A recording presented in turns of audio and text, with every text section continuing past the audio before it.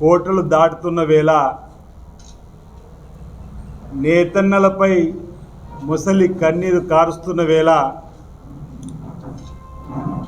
మాట్లాడవలసిన సందర్భం ఏర్పడిందన్నటువంటి మాట ముందుగా చెబుతూ, నేతన్నలకు బకాయిలు పెట్టినందుకు, బకాయిలు పెట్టిపోయినందుకు సారీ చెప్పాల్సింది పోయి, నేతన్నలను బతుకమ్మ చీరలపేట బతుకులను ఆగం చేసినందుకు పొరపాటైంది సారీ అని చెప్పాల్సింది పోయి, బతుకమ్మ చీరల పేరిట సూరత్ నుండి చీరలు తీసుకొని వచ్చి అవినీతి అక్రమాలకు తెరలేపినందుకు సారీ అని చెప్పాల్సింది పోయి, ఇప్పటికీ ఇంకా నేతలను అడ్డం పెట్టుకొని రాజకీయం చేయాలని చెప్పినటువంటి ప్రయత్నం చేయడం ఈరోజు ఇక్కడ ఓ దురదృష్టకరమైన సంఘటనగా నేను భావిస్తూ, అంటుండు సీఎం మొగోడు అయితే అని ఒక పదం వాడిండు. ఎస్, మా మొగోడు మా ముఖ్యమంత్రి రేవంత్ రెడ్డి గారు మగవాడు కాబట్టే మీ అవినీతి అక్రమాల పరిపాలనను ప్రజలందరికీ తెలంగాణ వ్యాప్తంగా పాదయాత్ర ద్వారా, సభల ద్వారా,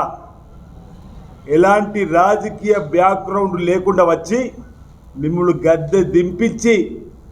మా సీనియర్ నాయకులను ఏకం చేసి ఈరోజు తెలంగాణలో ప్రజాపాలన తీసుకొని వచ్చిండు. 9 మాసాలుగా ఒక్కరోజు సెలవు తీసుకోకుండా మీలాగా చెప్పింది వినిపోవాలని అధికారులకు ఆదేశాలు ఇక్కడ ఇవ్వడం లేదు. ఎక్కడ మీరు చెప్పేది విని వెళ్ళిపోమని ప్రజలకు ఆదేశం ఇవ్వడం లేదు.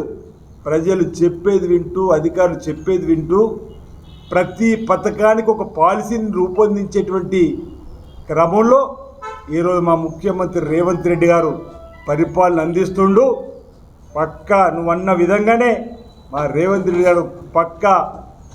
అనేటువంటి మాటని సందర్భంగా చెబుతూ, మాటి మాటికి దురహంకారపు మాటలు, అహంకారపూరిత మాటలు, పొగరు మాటలు ఇంకా మానని సందర్భాన్ని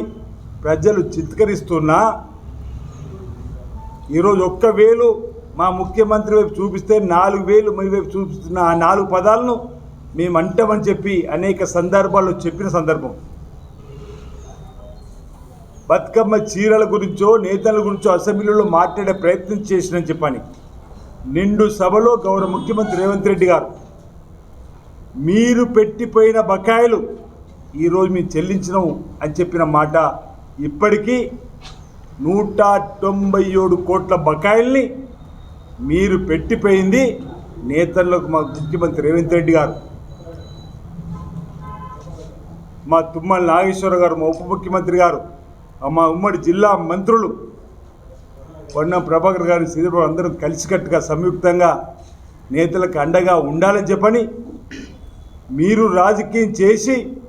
వారికి నేతల బకాయిలు ఉంచి వారి జుట్టును మీ చేతిలో ఉంచుకొని ఎన్నికలు గెలవడానికి ఉపయోగించుకున్నారు తప్ప ఈరోజు నేతల కోసం మీరు చేసినటువంటి కార్యక్రమం లేదు. ఈరోజు పాలిస్టర్ కాటన్ పరిశ్రమ ఏమైందని అడుగుతుంది. ఇక్కడ శాసనసభ్యుడిగా మంత్రిగా అయిన తర్వాత నువ్వు అదనపు పని నీ రాజకీయ ప్రయోజనాల కోసం ఇచ్చినావు తప్ప తరతరాలుగా సిరిసిల్ల నేతన్నలు ఉత్పత్తి చేసిన కాటన్, పాలిస్టర్ సంబంధించినటువంటి చీర ఉత్పత్తులు ఇతర రాష్ట్రాల్లో ఉన్నటువంటి ఎగుమతి అయినటువంటి ఆ పరిశ్రమకు ఈరోజు లేకుండా చేసింది మీరు కాదా అని అడుగుతా ఉన్నా. ఏదో నా మీద కోపం ఉంటే నేతల మీద చూపించకని చెప్పని, నీ మీద కోపం ప్రజలను మభ్యపెట్టినందుకు,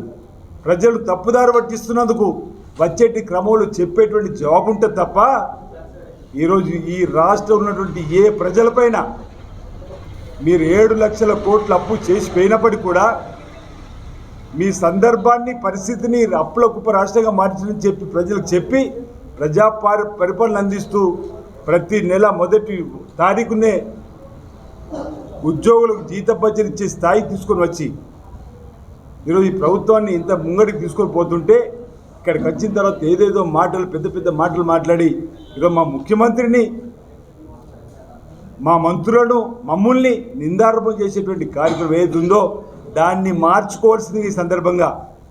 ఈ వేదిక ద్వారా చెప్తూ, ఇప్పటికే ప్రజలు 9 మాసాల క్రితం ఈ ప్రభుత్వం పక్కన పెట్టారు.